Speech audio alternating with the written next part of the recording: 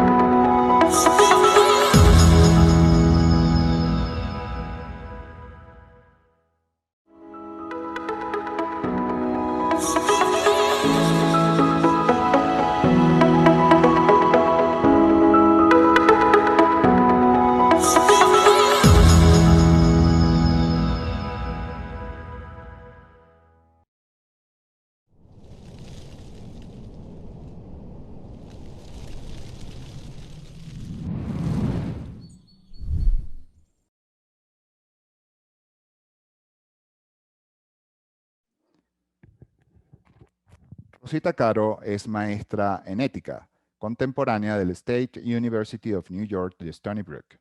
Es filósofa de la Universidad del Rosario, Bogotá, y tiene una especialización en prácticas colaborativas ofrecida por el Centro de Consultoría Sistémica Sistemas Humanos de Bogotá.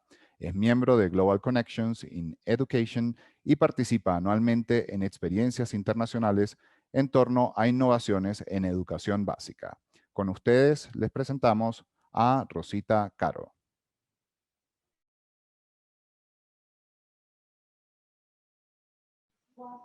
Buenos días y un especial saludo a la doctora Jonna Kangas, a los rectores de las diferentes asociaciones, UNCOR y UCB que nos acompañan, a las queridas rectoras de los colegios de los preescolares de Bogotá, que siempre están atentas a todos los llamados que hace Hacienda a los Alcaparros, a los maestros del colegio y a los maestros que se han unido a estas charlas de la iniciativa de Cerebro y Aprendizajes, a los padres de familia y a todos los estudiantes que están hoy con nosotros. Pues para mí siempre es un orgullo y realmente un placer colaborar con toda la comunidad educativa del país, de Colombia y de otras partes, con esta iniciativa de cerebro y aprendizajes. Y particularmente, pues está este momento del coloquio del cerebro matemático, que se organizó en 3 maravillosos momentos, que fueron momentos con el doctor Antonsen y la experiencia que vamos a tener hoy con la doctora Jonna Kangas, profesora de la Universidad de Helsinki en Finlandia. La doctora Kangas ha sido es una investigadora de primer orden en el mundo en el tema de matemáticas, juego, imaginación y cerebro. Y para nosotros resulta muy importante lograr que tengan una charla tan abierta y tan bonita como la que vamos a vivir. Ha sido nuestra intención crear un marco especial en la mirada del proceso, digamos, de la matemática en el mundo infantil. Y por eso hemos invitado a las personas que han unido como el aspecto de la imaginación, el aspecto del arte en la enseñanza cotidiana de las matemáticas y obviamente pues toda la importancia de la creatividad y del juego en la primera infancia, porque estamos convencidos que este es el momento para dar un paso adelante en una mirada renovadora, significativa y, por qué no decirlo, jugada de la experiencia de los niños en los colegios. Y la doctora Jonna eso es lo que ha hecho. Su pregunta de investigación ha sido ¿cómo aprenden los niños las matemáticas? Y cómo aspectos como lo sociocultural, aspectos como la participación, aspectos como el juego democrático, la imaginación y el arte están presentes en ese proceso de aprendizaje tan riguroso que exige la disciplina matemática. La doctora Jonna, además, es una persona que ha estado en los primeros puestos en la organización del currículum de matemáticas en Finlandia y es asesora mundial de una gran cantidad de colegios y de procesos de desarrollo y de rediseño curricular.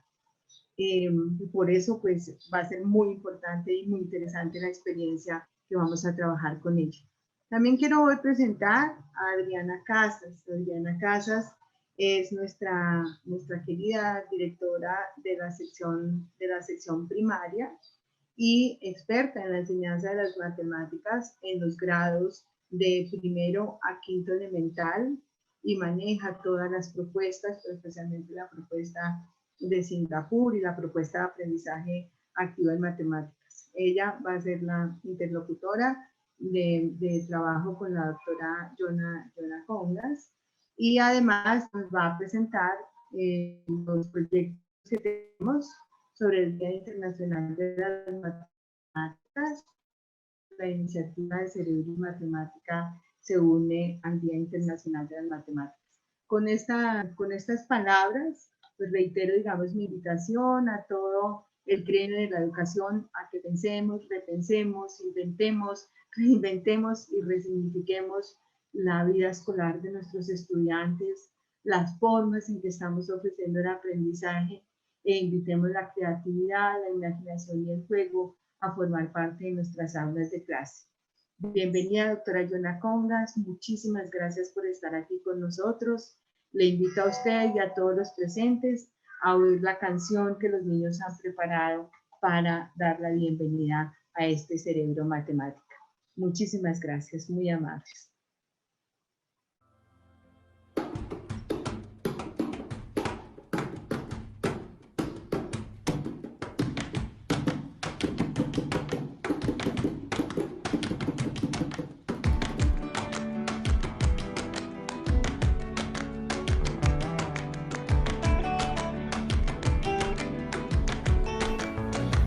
There's a place in your heart, and I know that it is love.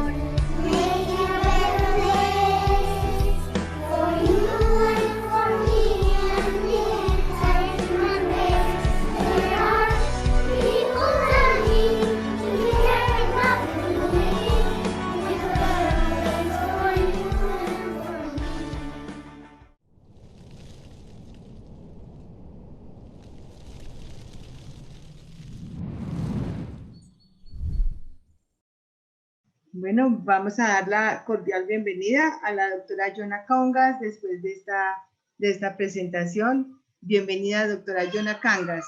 Bienvenida.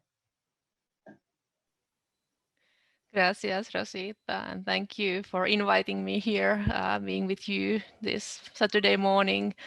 My sincerest welcomes from here in Finland, where I'm sitting in the middle of heavy snowstorm. So there's blizzard going on in South Finland. I'm here at the University of Helsinki and sending my best wishes to everybody here in amongst the participants of this wonderful seminar. Thank you, Rosita, for introducing me, and I will now share my screen so you can also follow my presentation if that is okay. Thank you, Dr. Jonna.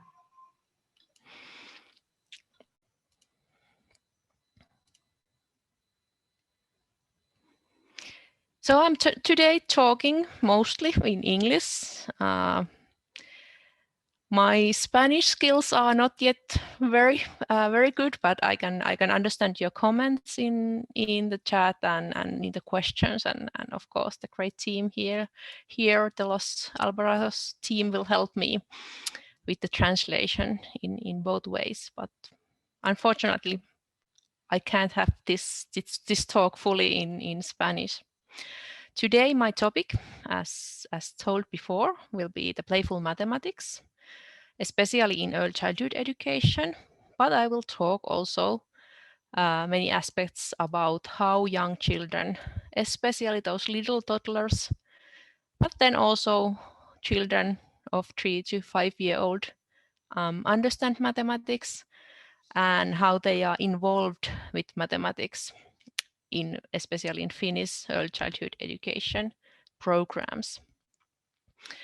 As told before, I am adjunct professor and a senior teacher trainer in the University of Helsinki, which is the most biggest and maybe well-known university in Finland. And here we have this wonderful playful learning center where we make research with the children, with the teachers, to understand better the process of early childhood learning, and also of course how the children should be taught to be able to be more involved in their early learning. So let's start from there. There we are in the Playful Learning Center with my students. Unfortunately, this year, through the COVID situation, the whole university is closed and we are only having this online classes. So this year I have not been able to visit my student or invite children or teachers visiting in the center, but I'm hoping next summer will let us go back in the center itself.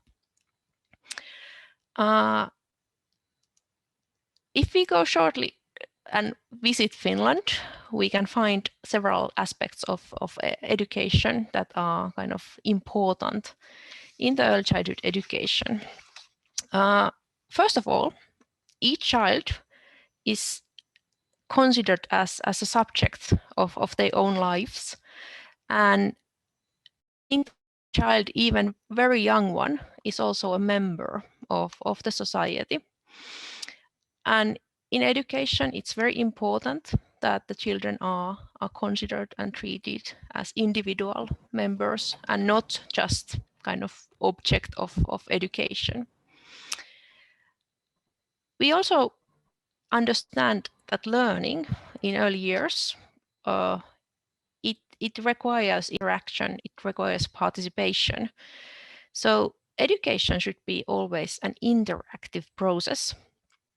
And it's not only directed by the teachers or the parents, but also the children are very involved in their own process of learning. And this one will be very important today when we are talking about early mathematics.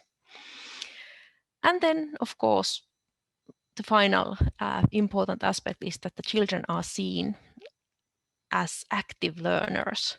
They are agent of their own learning, and they, same time that they are learning new knowledges, new understandings about the environment and the world around them, they are reproducing the information, the knowledge and the culture, and innovations, same time that they are learning. So I think this picture and statement sums very well the Finnish education. I'm calling it La Filosofia Nordica, where we think that every child should be considered as being and not only as becoming. Of course, we as a parents, we as a teachers, we want to see something big coming from the children in their future. Maybe they will become doctors, or maybe they will become persons who are very, very well known and respected all over the world. But nevertheless, we can't forget that the child is being also when they are very, very young. They are beings in the class of kindergarten, early childhood education. They are beings in the primary education when they are very small and not yet full members of the society.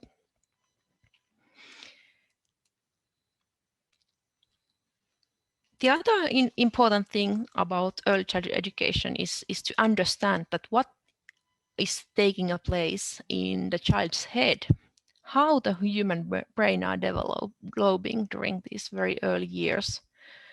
In fact, if you look these developmental curves of child brain from the birth to here is the teenage, we can see from here from left that most rapid and most effective development is taking place already during the first year of a child's life.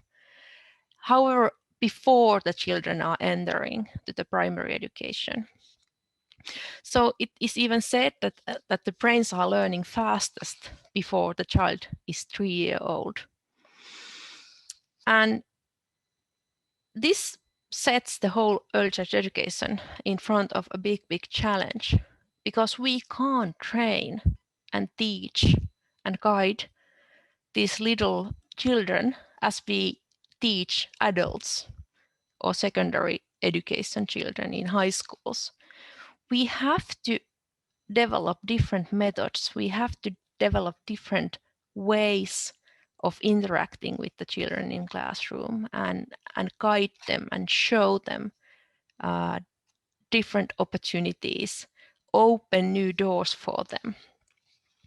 And that's why, especially in the north of Europe, in the Nordic countries, we are really focusing on the education of early childhood education teachers, that they will have the right skills and capacities to guide the children, interact with them, and support them in these cognitive processes during the very first years of the educational pathway. So what is the learning in early years? First of all, if we think a toddler of 1 or maybe 2 year old, we know that these children, they want to touch everything. They want to take any item, any material they find in their hand, they touch it, they smell it. Most of them even want to put the toys in their mouth to really being able to experience the tactile and kinesthetic dimensions of different items around them. This is called a sensor motor phase of development of thinking. And when the children are in this stage of brain development, they really need concrete and tactile learning materials. The other aspect of learning in early years is what is called a decontextualization process. Decontextualization process is a developmental stage of children's brain and phase of their thinking, how they understand the environment around them, and how they are able to use their imagination to create these concepts of learning. I will come back to this decontextualization in a couple of slides later, but important thing to understand is that when the children are in low levels of this decontextualization process, the abstract materials, books, papers, book-based assignment do not make any sense in their learning. Then we know also that there is this kind of phenomenon called a spontaneous focusing on numerosity, or SFON, where even babies, couple of months old, can sense quantities, small quantities. Of course, these babies cannot communicate and name the numbers. They don't know anything about numerosity yet. But anyway, when the neurologists have looked in the child's brain and they take different kind of measurement, it's pretty sure that even young babies can sense some kind of difference between different quantities. And this early spontaneous focusing on numerosity, it in fact predicts to the arithmetic advanced in later school years. And it can also be supported by the teachers. And then finally, we have children, young children who are really good in imagination. I mean, they really believe in the imagination and things that they can imagine. They don't yet separate it between the kind of fantasy and real world, but they really are still living and experiencing and sensing their environment through also imagination. So in fact, most of our children, they can fly, and they really believe that they are flying when they are playing to be butterflies or dragons or astronauts. So the experience is so real because there is a heavy amount of imagination in all learning these children are experiencing. Okay. I promise that I will explain the concept of decontextualization a bit more clear. So it's a process of developing imagination. And we as an adult, we can imagine any object within our head. We don't anymore need the real object on our hand. So we can imagine, we can visualize something in our brains without a tactile object. And if we think about young children, toddlers, 1 to 3 year old, they are just practicing their decontextualization process first with the form of object. And then later on, they also start imagine what is the function of an object. I will close now my screen share, being able to talk right to you because we need to play now, and you can do it also there at your home in front of the screen. In the decontextualization process, if I say to a 2-year-old child that take an imaginary ball in your hand, you can take it. So do you have an imaginary ball there on your hand? Try to pick one. If you have several imaginary ball spheres in front of you, just take one. It can be really small, or then it can be so huge that you need the both hands to lift it. And this is something that the 2-year-olds still practicing. It's very hard for them to imagine that I would really have here an imaginary ball in my hand. So this is the form of object. This case, a form of ball. Is it heavy? Is it very light? can you bounce it in your head or in your hand? Imagine how it bounces there. So now you have the ball there. So now you can throw the imaginary ball to your friend, and please catch this one up. Here it goes. Thank you. Thank you for throwing me also these balls. So this is the function of an object. I have a ball, I can throw it. The function is that the ball is flying. And children who are under 3-year-old, they just can't yet imagine all of these different aspects of a ball. So let's go back to the presentation.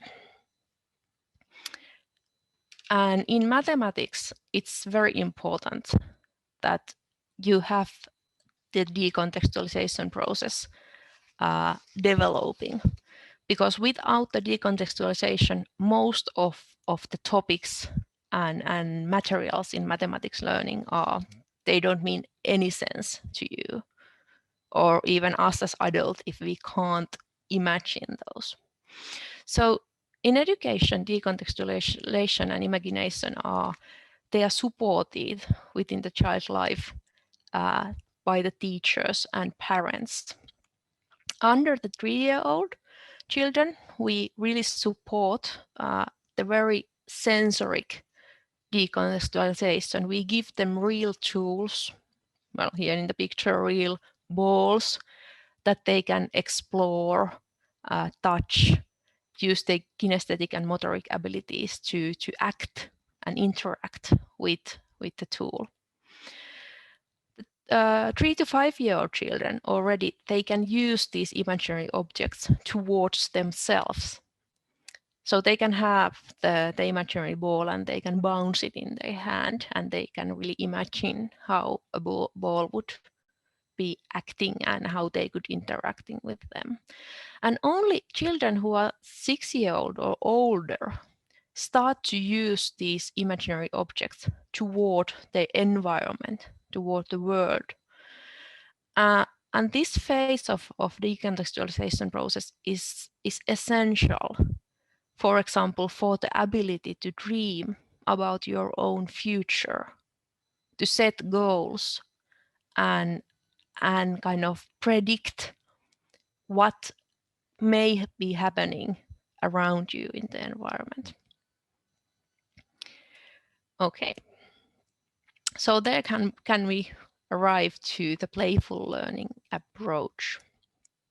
This is a theoretical approach developed by many Finnish researchers, but also researchers around the world, in Great Britain, Australia, in Brazil, and in other Nordic countries also. So the playful learning approach it kind of describes and aims to understanding this relationship between play and learning, and really kind of understand them as a foundational focus for early years education and early childhood development. And now if you are not listening me in the English channel, but you are listening the Spanish translation, it is very important that we are not mixing the concept of play and games. Because the games are something that children and we as adults, we are playing them with our cell phone, or we are playing board games with a friend, or there can be mathematical games in the math book of children who are in primary or secondary education. But play, it's a much deeper phenomenon. Play is much more deeper phenomena. It's really it is a form of contemporary learning. It does belong to childhood, but it equally well belongs to the adult learning. I give you an example. I believe many of you, most of you, have had a new cell phone past 2-3 years. And when you had the new cell phone, you had this box from the store, and then you had it in the home, and you started to use your new cell phone. You don't anymore read the guidelines or the little notebook coming with the box. You just open the box and you start experiment and explore. You start play with the new tool. So contemporary learning means that the learning is taking place every day, every moment.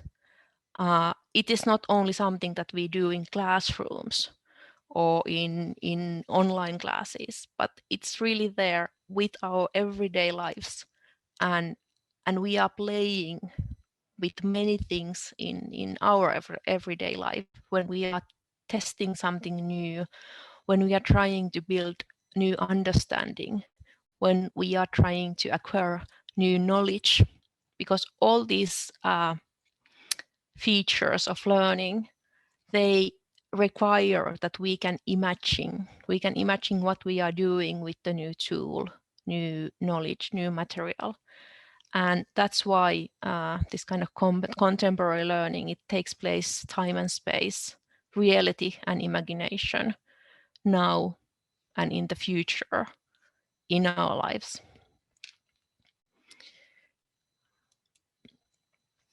So this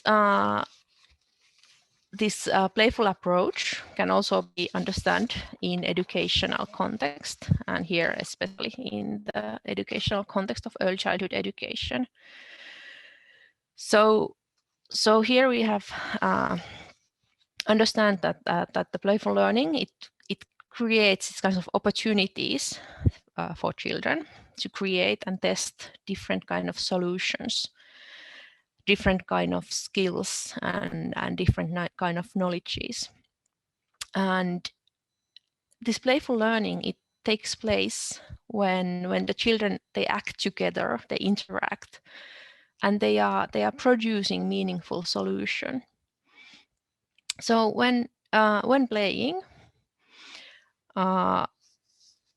I think that we can say that the teachers are creating opportunities, and they in the classroom of early childhood education, the children are really the ones who are practicing the learning and being the active learners.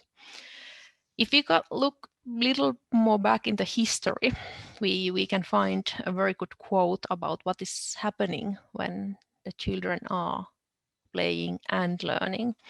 So during the play, the child always acts beyond their average age and also above their everyday skills. Because in the play and also in the imagination, they are the most effective places to learn. So let's go see how the mathematics look like when we are in the context of the playful learning, or in the approach of the playful learning. The play creates also in mathematics for the children different ways to test their knowledge, their understanding about the environment, and similarly they are creating new understanding, new knowledge, which we as a teacher, we call that as a learning. And also in mathematics, it would be very important that the children interact with each other and with the teachers, and they are really aiming to produce these meaningful solutions. So when we are playing, and the children are playing in the classroom of early childhood education, in fact, the mathematics is one of these languages that it's shaping the world and the environment the children are living. It's shaping their understanding together with language, together with the visual senses and arts. So how does it then look like? This is a narrative about early mathematics. It is by Fraser, who is a Nordic researcher and has made a very great doctoral thesis about learning of mathematics of 1 and 2 year old. So this is a story about Sarah, who is 1 year old, and what's happening in early morning in the school, in the Early Childhood Education Center, where she is coming to participate in the classroom and class. So Sarah, who is 1 year old, comes toddling and turns down the hallway and pauses for a moment because she spots a boot right next to her feet. She bends down and lifts the boot, but it's nicely next to the other, and looking happy and smiling to herself. So here we can already recognize some elements of mathematical learning. There is observation, of course. Then there is something that we are calling one-to-one relationship. And because Sarah sees this alone sandal, boot, and finds a pair for it. So even she's 1 year old, she can already recognize that the boots normally exist with a pair. So there is also the concept of a pair. Then Sarah sees a big car in the hall, and she kind of gets in a great hurry. She throws herself in the floor and starts crawling instead of walking. And this is definitely some kind of feature of the speed. And also Sarah has maybe made comparisons that if she is walking, and because she's a very young, she is really toddling, and the walking is not so fast way of getting ahead than by crawling. So she has some kind of comparison between these different movements, and then she also have to have some kind of concept of the time. So this is made by observing this little girl in the early moments of the morning in the classroom. And here a good teacher can recognize all of these aspects of mathematical thinking in Sarah's behavior, even that she don't yet talk very much, at least. Okay. So then Sarah wants, of course, get into that car she was reaching before. And she's lifting one foot, but she can't lift it high enough. So she has some kind of concept of the height. What does she then do? She stands for a moment and then concentrate and swings up her leg and manages to get one foot into the car. She leans her body and uses it as a lever to swing her other leg also in the car, and looks happy. So here we have some amount of comparison. We have to compare her body, the movement of her body, the height, maybe also the strength that she will need to be successful in this error trial to get in the car. And there are also some error because she couldn't get in of the car right away. And then there's definitely some aspect of emotional learning, because she's happy, she expresses her happiness towards this act that she was just taking with the car. And we could follow Sarah the whole morning, and we can just have a list of mathematical skills that she already can do, and she already have mastered, even that she is 1 year old and cannot yet talk and speak out her mathematical thinking. This is another example. This is filmed last spring, when in Finland we also had a school closure. So the children were participating in classes from home using their mummies or daddies' laptops. So yes, this is my own daughter, and I'm following her class. She's standing in front of computer, and she's 1.5 years old here, and they have a class about geometry, mathematics, especially features of a sphere. And I will show you the video. She's talking little Finnish, but I think you can listen her too. So let's go and look how she's looking like in the class of mathematics. Karkaako? Ei. Näytä.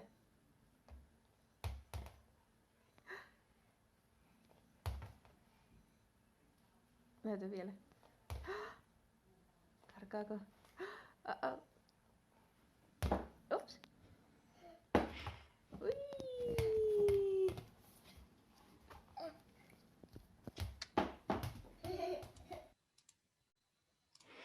So if you look this video and we explore and experience what are in fact the features of this sphere, this ball. It is definitely round. It's very bouncy. It's also rolling. It's quite hard to catch. It's happy and exciting. So we can learn that the mathematics to early childhood education for these little toddlers who are also members of our school community, this is not looking like the class that we would have for children, the adolescent who are in the high school classes, or not even maybe in the primary education. The mathematics for the toddler need to be something else than only pen and paper and a lot of teachers talk. So how can we make the mathematics playful and meaningful for the children?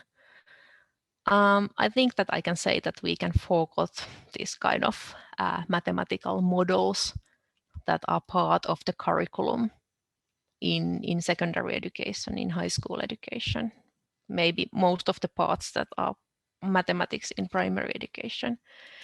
Instead, we have to find the natural way that the children are interacting and behaving in their early childhood education, in their childhood experiences. And we have to give them something that relates to their everyday life at home. We have to offer them something that is really meaningful for them.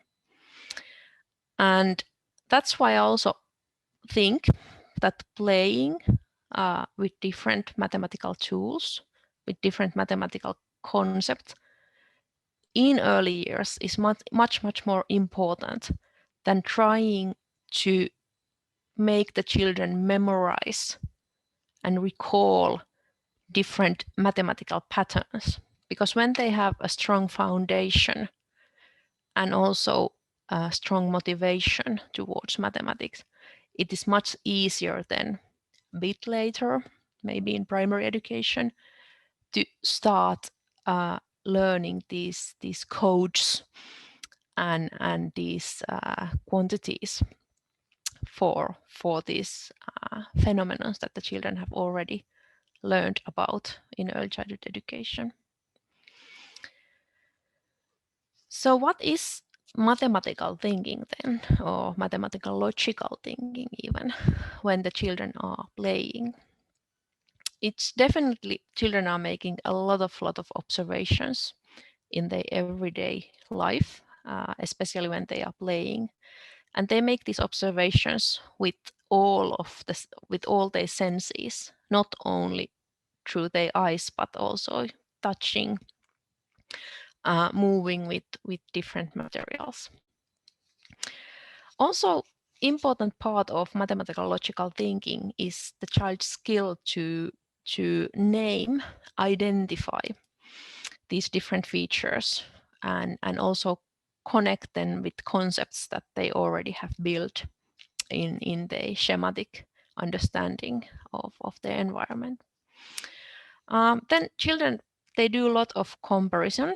They are comparing sizes, colors, weights, different use of materials all the time that they are playing. And comparing is definitely a very important part of mathematical thinking skills. Children also classify. They sort different materials in different piles. They can put, for example, here in the picture, this girl is setting these berries in the order by the size. So they are classifying different items, different phenomena based on these features and the concepts that they have been observing before. And then finally, setting in the order is something that we, as teachers, we often ask the children do, even in front of the school book. We give them a list of pictures, or then later on when they can read, we give them list of vocabulary and ask them to set them in order. And if the children lack this skill of setting in order, if they have never have opportunity to play, interact, imagine with the skill, it's very hard for them to find the motivation toward this kind of school book assignments. Also, the other aspect of mathematics is not only about what I was just explaining, the mathematical thinking, but there are also topics of mathematics.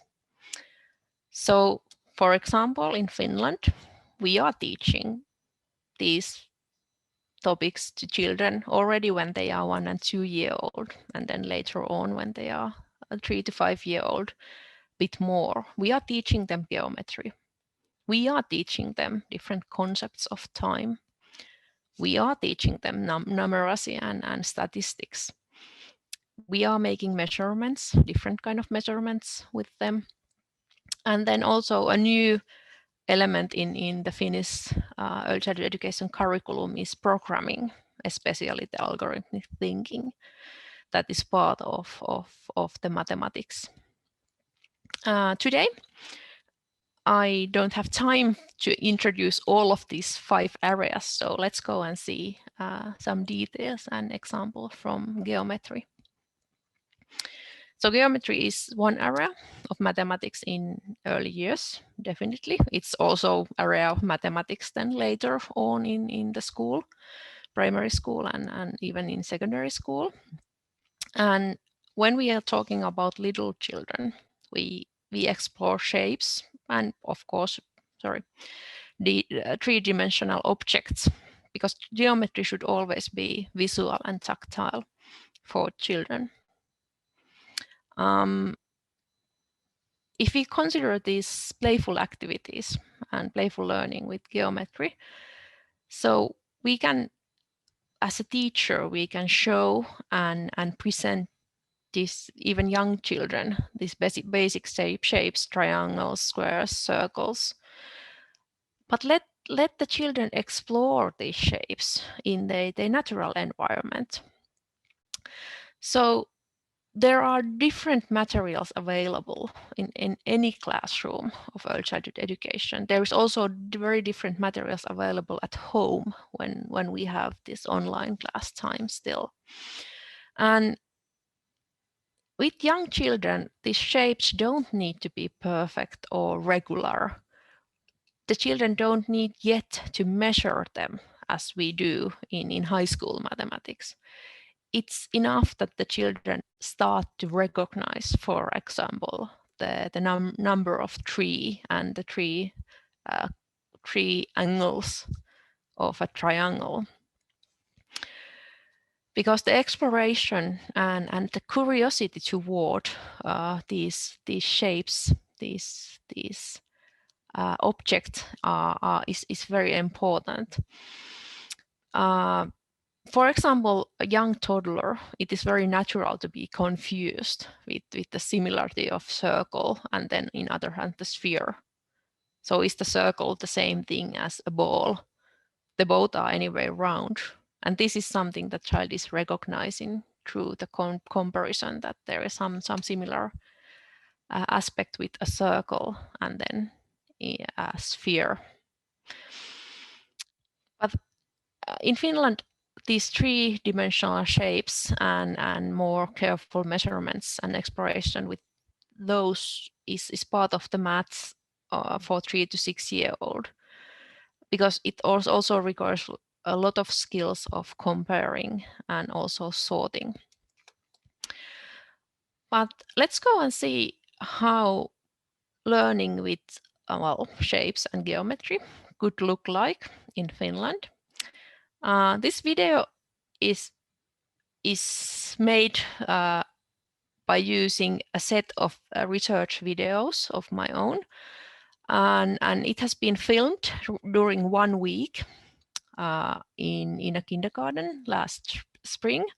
So it was still the COVID time, so there are very few children present on this, and I only had permission to video shoot one child. So that's the reason why there's only one child visible. But we can follow her and how she is creating this meaning using her imagination and exploring the shapes and geometry. This video will be 3 minutes long, so you can take a comfortable position there in your own sofa and just enjoy of learning of this 4-year-old child. So let's go and see.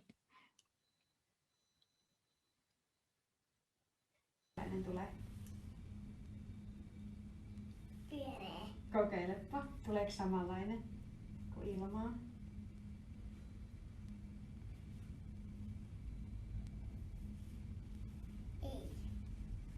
Eikö?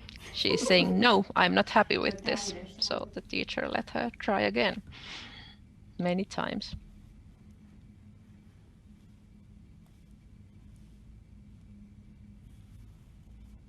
No niin. Ei tule.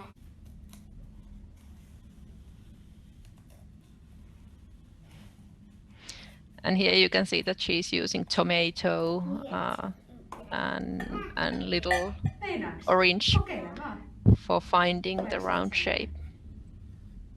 Pitääkö paikkansa? Saadaanko siinä ympyrä?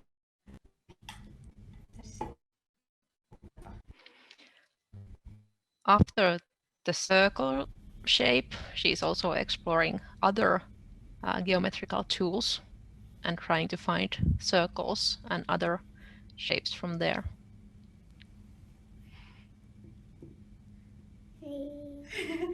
Saisiko siitä vielä jonkun?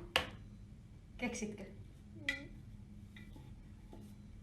So she can identify a square, triangle, and the circle out of that pyramid.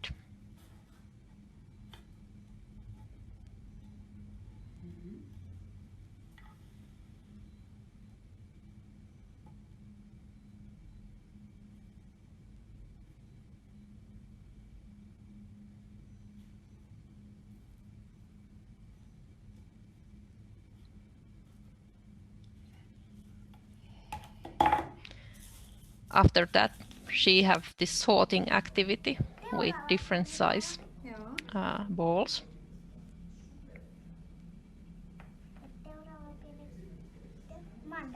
Joo. It is not so easy to sort balls because they are round and they are trying to escape all the time. Saatte oikein pysyä jonossa.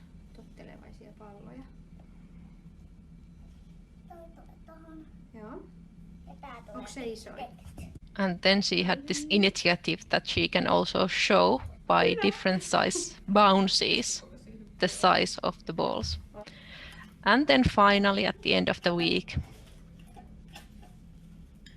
she's coding, programming, using the same geometrical shapes.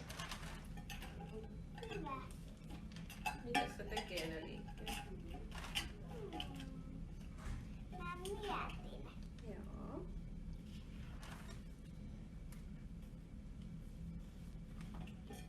Ei vielä tiedä, mikä tää violetti on.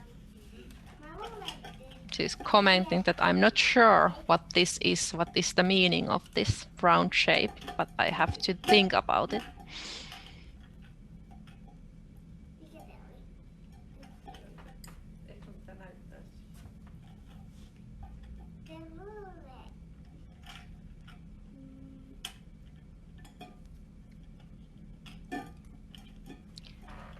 So this kind of mathematics, it really differs and it's different than the image that most of us as an adult we have and we can remember from our high school classes where we were sitting in the front of desk and working alone with our own textbook and workbook and doing mathematics.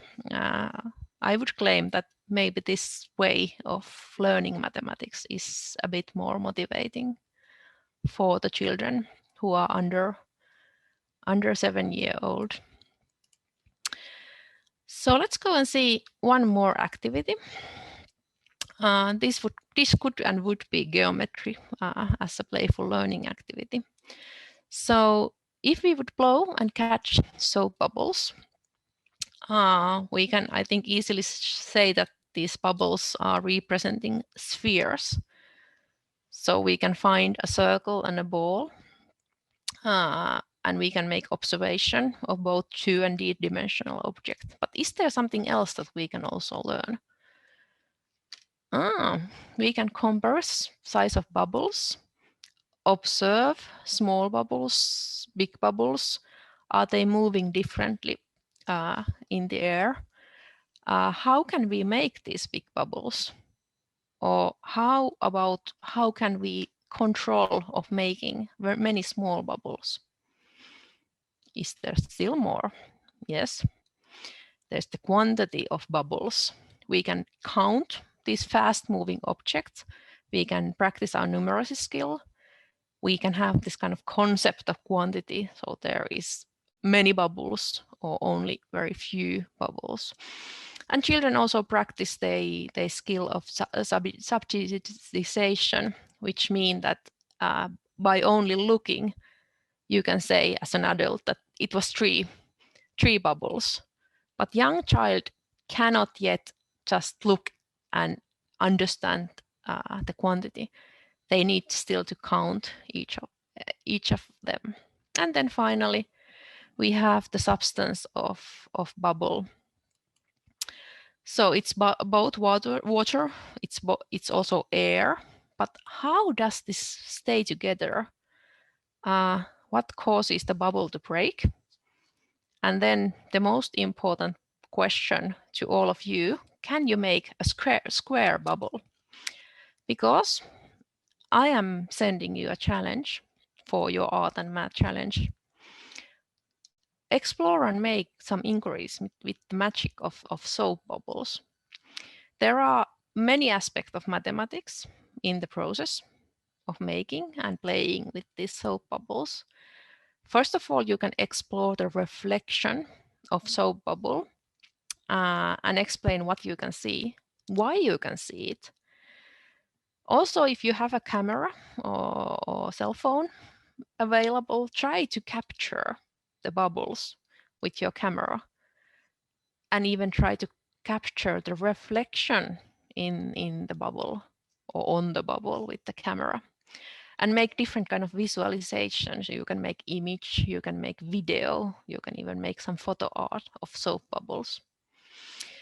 And then from here in Finland, I can just go out the balcony and blow some soap bubbles and they will freeze because it's minus 20 degrees outdoors.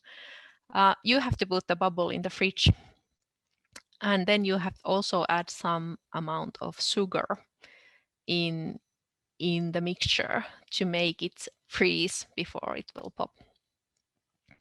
So this is my challenge, and I would be happy to see some videos and photo art of soap bubbles when I finally have the opportunity to visit your wonderful school. So let's conclude my today's presentation. Play in mathematics. When we are playing in mathematics, we scaffold. There is some strange noise, but now I hope you can see and hear properly. Yeah. So yeah, in playing mathematics, the children are really kind of developing their own thinking and learning skills all the time.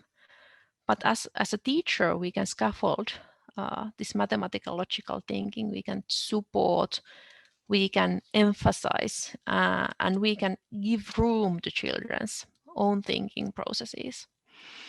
It's also very important for us as a teacher to support children's positive relationship with mathematics every day in the classroom, and not only leave the mathematics for the math class, because the children are exploring it every day in their surroundings. And then let's facilitate everyday mathematics also with the youngest one. Let's not forbid the toddlers of learning mathematics only because they just can't yet talk and verbalize what they have been learning. So I would like to thank you for listening and focusing my presentation. I hope that we can meet also in the real world in your beautiful school later on in this year. Today, unfortunately, we are still here online classes and teaching. I believe that there will be time for some questions a bit later. Well, very thank you, Jonna. It was wonderful to listen and very refreshing. Muy agradable oír y muy refrescante volver al tema de esta educación matemática en los primeros años y la importancia que tiene en la fundamentación del pensamiento. Muchísimas gracias, muy, muy interesante. Entonces, te voy a dejar con Adriana Casas. Adriana va a trabajar contigo algunas preguntas que han hecho los maestros, han hecho los estudiantes para que tengan una conversación interesante. Adriana, bienvenida a este panel. Gracias, Rosita. Bienvenidos todos. Thank you, Jonna. That was extremely interesting. And I think it got all us thinking about not only how the very young ones learn, but also how we can take that to our older students and to ourselves, right? To include play as a way of learning, as a very significant part of learning in our lives. So just before we go on to a few questions that we have, I wanted to let everyone know, if this is the first conference that you are being part of, this is the second one in a series of conferences on the mathematical brain. And it is connected to a wider initiative of the International Day of Mathematics, which falls on the 14th of March, which is the day pi, because it's 3/14. And as part of that day is when we're inviting everyone to be part of the Art Math Challenge. The first one to pose that challenge was our first speaker, Dr. Roger Antonsen, a few weeks ago. And his challenge was about what is a complete space? A complete space in a mini universe where you can make the rules and then show all the possibilities exactly once, ensuring that nothing is missing. There is more information on that in our website, and you can see a short clip where Dr. Antonsen explains the challenge itself. So now we have two challenges, and everyone is welcome to be part of it and send their work either in digital or physical form. We are going to show a short clip right now just to show you where you can find more information about these challenges.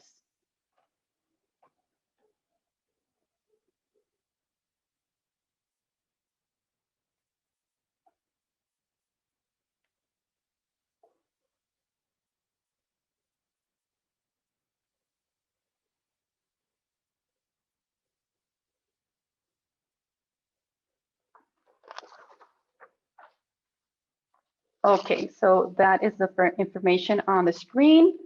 And as I said, you can always go to the Alcaparros website to read a little bit more about it. Okay, so I'm going to go on with a few questions that we have, and then we have a few more that Rosita will be prepared to share. So I'd like to start with, there's a lot of questions about play and what happens in the brain when we're playing, how does learning happen? So one of the interesting question that we have here is, how do we guarantee that a game doesn't just remain a game, but it actually helps the brain develop? How do we take it to a level where we're not maybe just playing a board game, but how do we make that into a real opportunity of learning? Gracias, Adriana. This is a very good and important question, and I think all the teachers around the world are thinking about the same question. Many scientists say that every time the child is playing, some learning is taking place. But if we want to guide them even more, so if we want as a teacher that playing is not only recess time or kind of break from the learning, in Finland we have invented this kind of solution that is called guided play. So how the teacher is playing with the children in the classroom. The teacher set the learning environment ready. The teacher chooses proper materials and tools for the learning assignment and task, that the play, it also kind of going forward to the goals and outcomes of the learning that teacher have set for the classes. So guided play means that the teacher is very involved in the playing and the play setting. Teacher is setting the environment, teacher is participating, sometimes teacher is even playing in the role, if we think about pretend play, to guide kind of the narrative, the story of the play forward. So this is one way of doing it. Thank you. And that leads nicely to the next question, which is a little bit about how we can take that into the classroom. And I think it's easier for parents, for teachers, to imagine that play happening with the youngest ones, like the ones like the kids that you described.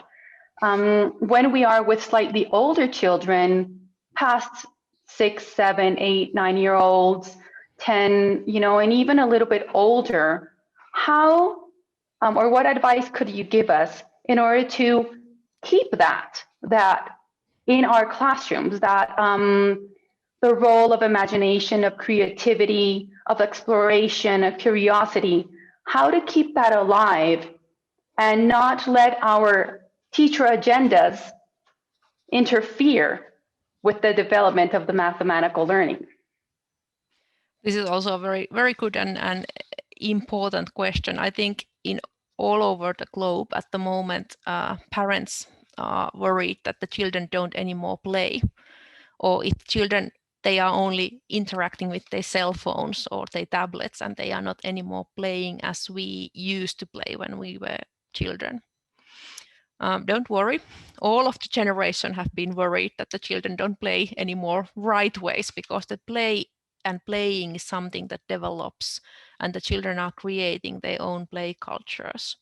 But it's true that children don't anymore play so much like pretend games, and they are more and more focused on their screens and their tablets and cell phones.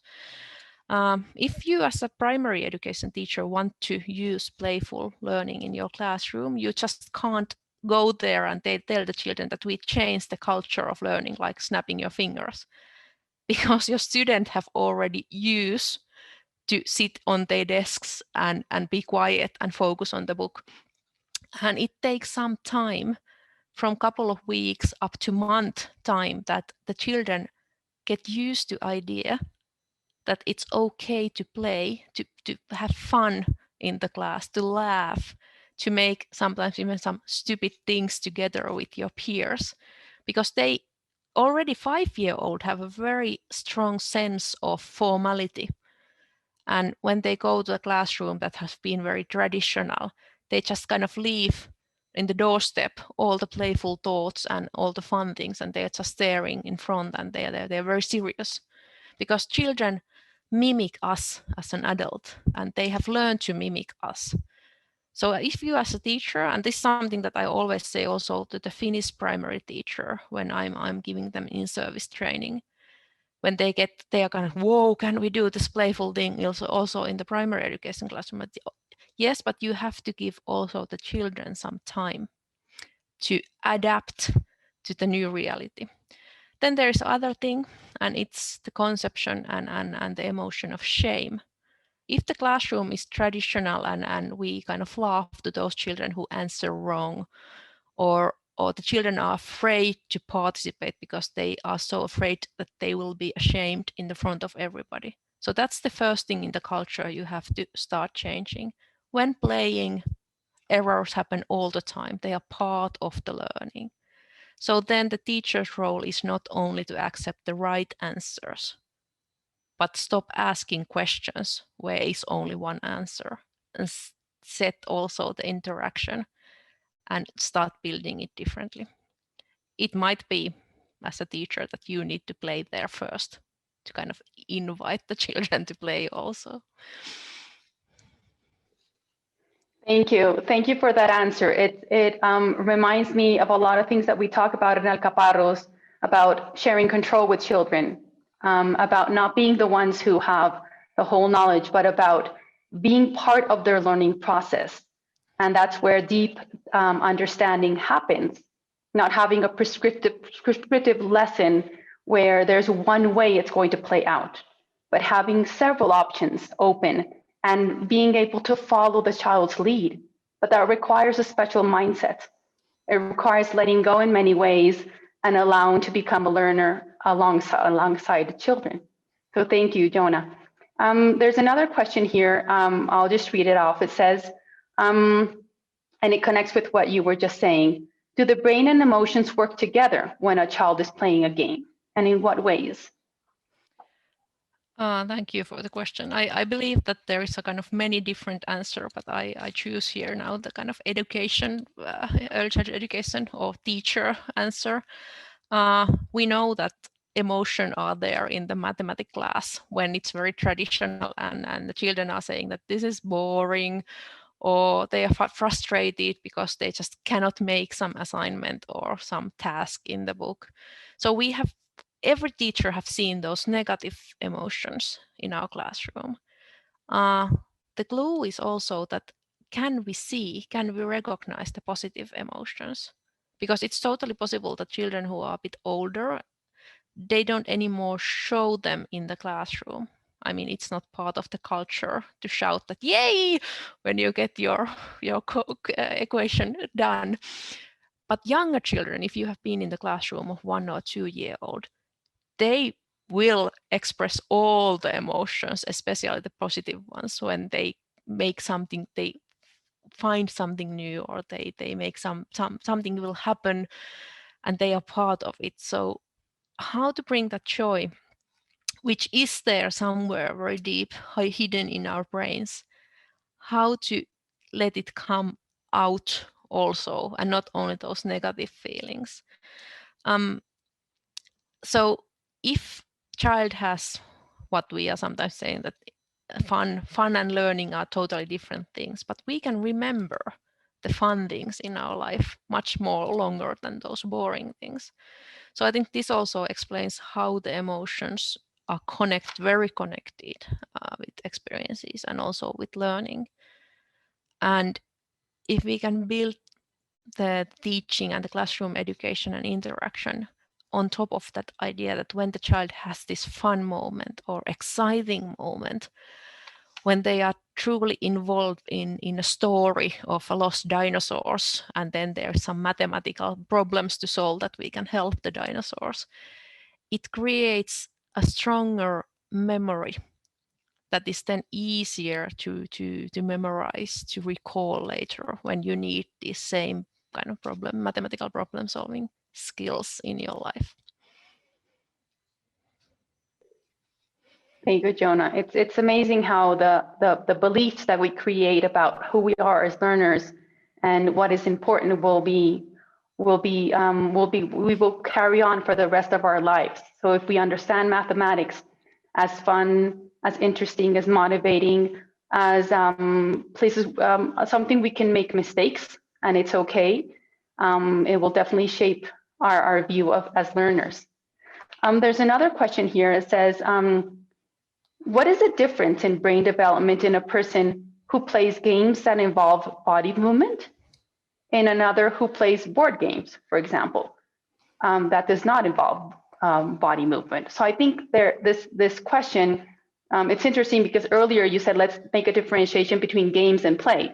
I think this question is more about, I can imagine the teacher thinking about having the kids playing games in the classroom, how to transform those games so that it's not maybe just a board game.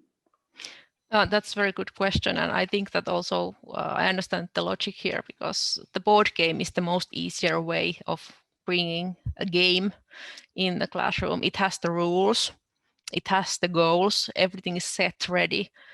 But the problem comes from this kind of set questions, because in play, the children have to also create the solution. They have to create the understanding, whereas as in a board game, you only have to follow the logic and you have to kind of memorize or recall the rules that you can win the game. And this is, I think, a big difference. And also, especially for those children who get easily frustrated in the class and they are maybe afraid of losing or being always the last one. And if you kind of say that, okay, let's use this playful solution, let's play board games, it's quite often that these children are also the last one and they are always losing and they kind of lost their interest toward the board game. Most of the board games are anyway kind of you as an individual, you are playing against of the others.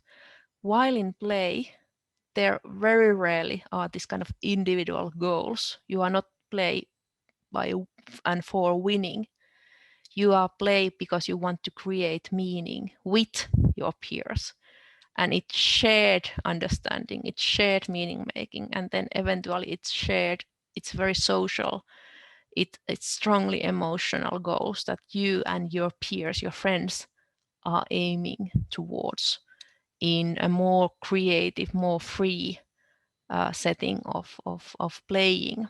But then when we are talking about games, there is always some way of winning the game. And winning create motivation. Or it does, but only for the winners. Thank you. Thank you for inviting us to think about games and play in a different way. And that a beautiful thing that you said about that shared goal, you know, that not an individual process where winning is what I'm looking for, but it's about that understanding the world and being able to explore it through play. Thank you. I'm going to pass on to Rosita, who has some questions from the audience. Bueno, gracias, Adriana. Bueno, pues aquí muy entusiasmada con las respuestas de la doctora. Y hay unas lindísimas preguntas en el chat. No puedo hacer como una por una, entonces hice como tres grandes universos de preguntas. Entonces, hay varias preguntas que están relacionadas como con el tema de lo formal y lo informal. Como que asumen que el aprendizaje de la matemática en la situación de juego, pues obviamente es un muy importante aprendizaje, pero en qué momento se hace como una especie de traslado a lo que las personas que preguntan llaman el aprendizaje formal, como el vocabulario matemático, la fórmula, el algoritmo, etcétera. ¿Cómo es ese traslado de lo más experiencial al aprendizaje formal? Ese es un tipo de preguntas.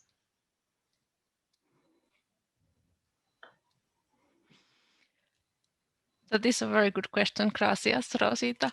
However, I have to say that children, especially in early childhood education, but still in the primary education, they are developing very individually, and the development path of their brains, of their cognitive functions can differ from other children who are same age. So I don't really know if there is this kind of sweet spot that we can just wave our magic wand and transfer everything that is learned through playing to more formal situation. Because many children, they start to be, when they are 5-year-old, they are interested about the books, and they are interested about this kind of formulas and rules. Why is the sun setting every night? Why is this happening? And this is something that maybe a kind of, if you're observing or interacting with child and child start to ask this kind of question, this could be this kind of clue that this child is very near to coming this point where they are naturally also transferring towards the more formal learning. But then we have a lot of individuals who at the age of 8, even age of 9, are still not ready for that abstract thinking, that this kind of formula-based learning or learning that is set by the book kind of requires. And these children, they struggle in the primary education, and the teachers struggle because they feel that I'm doing everything I can, but child just cannot go through this school book.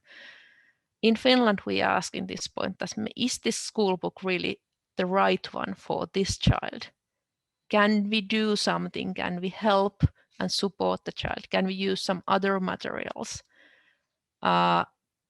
And I can ensure you, every child in Finland learns to write, read, count mathematics in a quite advanced level. So this doesn't mean that the children didn't have to learn, but it's a lot about the teachers and also the parents' kind of sensitivity to really listen to the child and trying to not solve the problem for the child, but telling that, hey, I'm here for you. Let's solve this together. But there is, unfortunately, the children are not robots. They are human beings, and our development, our brain development, it takes different paths towards the same goal, which would be adulthood or active citizenship. And with many of these members of our class, these little students, we have to take some other aspect or some other solution to help them to get to that goal or outcome of learning.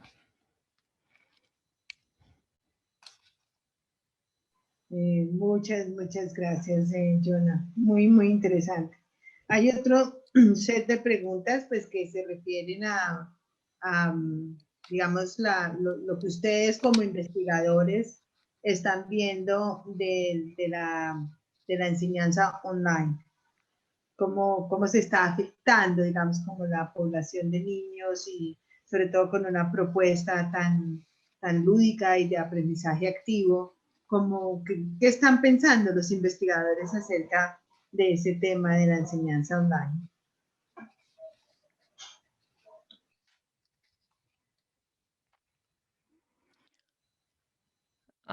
Muchas gracias. This is also a very challenging question because in Finland, at least, we just have to learn online education for toddlers, for children who are 3 to 5 year old, for the primary children, when the COVID hit last spring and the schools were closed by the order of the government. And most of the researchers didn't have ever thought about the situation where you're supposed to be giving classes through Zoom or any video servers where the children are sitting there at home and using their parents' computers. What we have been learning during this summer, and my research team has been very involved in this question, and we have also developed different methods for how to online teach these little children, because they cannot participate in the online class like we as an adult do. We watch a video, then we control our own actions. We typewrite the answer, and then we continue, we read a book. Most of the models in hybrid learning and online learning are made for adults, not for children. And that's maybe one solution to start kind of dig in, that we look different methods and solution, and we forget all of those are only meant for adults. In Finland, we needed to create a totally new way of making these online classes. You could see one video of this 1.5-year-old child. Most of the classes that she had last spring were that just take these toys in front of you, and if you don't have at home precisely those toys, you can use some other reference materials too. And the children were just playing there in the front of computer screen, building Lego castles, bouncing the ball. And the teacher could still give feedback or ask the child by name that, hey, come back, show me what you have done. So the same interaction that they would have in normal classroom. The children are quite adaptable. They first week they were a bit surprised that they were not anymore walking to the school, but they are opening the computer screen. And after that, that was just part of their everyday life. I think it's for us as an adult, as a teacher, it's much harder to adjust, because we have been here. We can remember how the classes used to be. 1.5-year-old cannot remember quite much from what's happening 2 months ago or 1 week ago. So they were just adapting to this new way of playing with the peers and with the teacher, but not able to really touch them or hug them.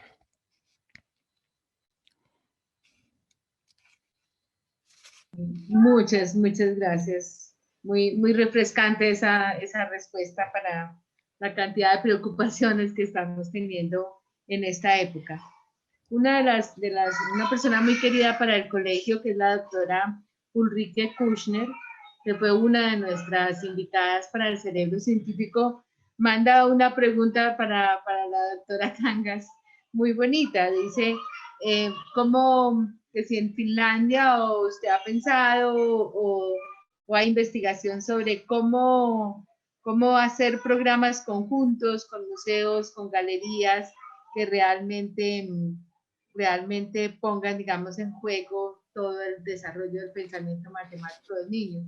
La doctora Kuchner es astrofísica y trabaja pues en el tema de arte, matemáticas y física.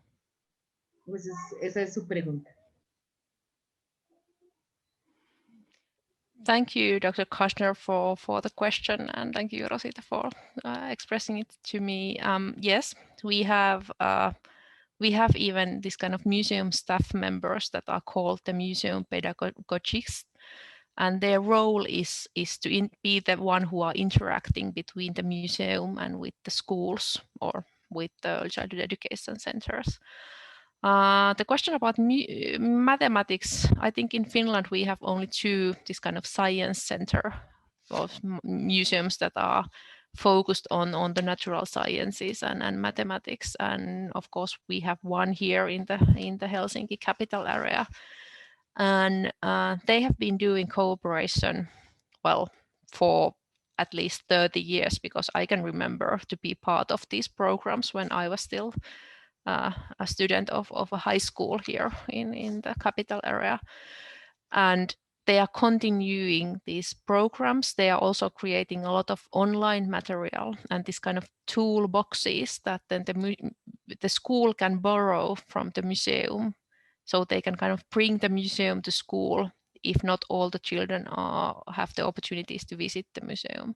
During the COVID, they have also created a lot of web page materials and this kind of material toolboxes for the teachers to help children to get excited about science, natural science first, but then also about mathematics. It's a part of the program. I maybe have to explain you that in the Finnish curriculum, we have this kind of phenomenon-based approach. So there are no different goals or different outcomes for mathematics and natural sciences. They are part of one big phenomenon. So to kind of find a museum that is only doing mathematics, I think it's a very narrow topic when we are talking about early childhood education students and then students of primary education. But then, of course, later on in high school, we do have classes for different natural sciences and different, and then, of course, for mathematics as a separate disciplines. But during the early years, we are not dividing the weekly classroom plan for each of these different topics, but we are maybe exploring them as this kind of bigger phenomenon or bigger topic where mathematics is among different natural science elements. Muchísimas gracias. Cuando estuvimos en Finlandia con Adriana precisamente y con otras personas del colegio, tuvimos oportunidad de ver y conocer algunos de esos maravillosos programas que tienen allá. Bueno, como todo lo que es excelente y agradable, pues ha llegado el momento de despedirnos, de darle unas tremendas gracias, muchísimas gracias por su generosidad en estar con nosotros esta mañana y compartir con nosotros su conocimiento. En nuestro colegio, nuestros invitados se convierten en amigos del colegio, con quienes nos volvemos a encontrar, como hoy con la doctora Kushner, y seguramente usted formará parte de ese grupo tan especial que nos rodea a partir de este programa de cerebro y aprendizajes. Muchísimas gracias, doctora Kangas. Dr. Kangas, thank you so much.